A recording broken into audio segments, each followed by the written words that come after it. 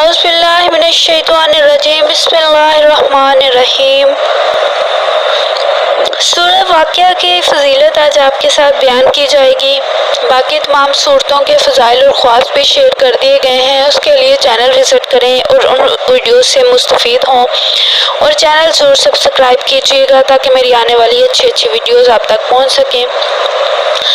سورہ واقعہ کے بارے میں حضور اکرم صلی اللہ علیہ وآلہ وسلم کا ارشاد ہے کہ سورہ واقعہ کو خود بھی پڑھو اور اپنی اولاد کو بھی یاد کرواؤ۔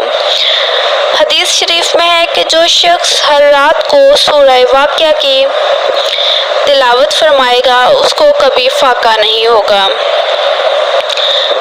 اللہ کے فضل سے وہ کبھی محتاج نہیں ہوگا۔ اس سورہ کو سورہ غنا بھی کہتے ہیں۔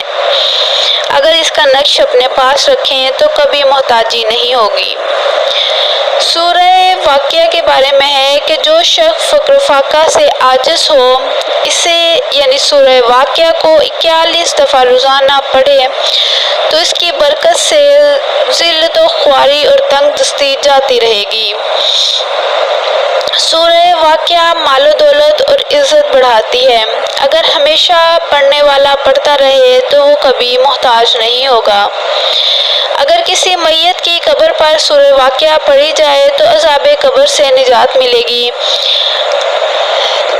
اگر سورہ واقعہ کو لکھ کر عورت کے بازو پر باندھ دیا جائے تو بآسانی بچہ جنے گی۔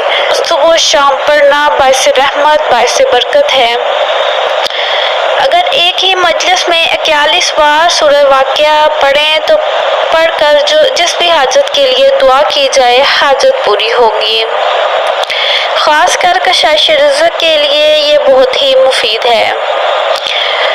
سورہ واقعہ کے بارے میں ہے کہ جو شخص رات کو نماز عشاء کے بعد سورہ واقعہ پڑھے گا کبھی بھوکا نہیں رہے گا، غیب سے اللہ تعالیٰ سے روزی پائے گا۔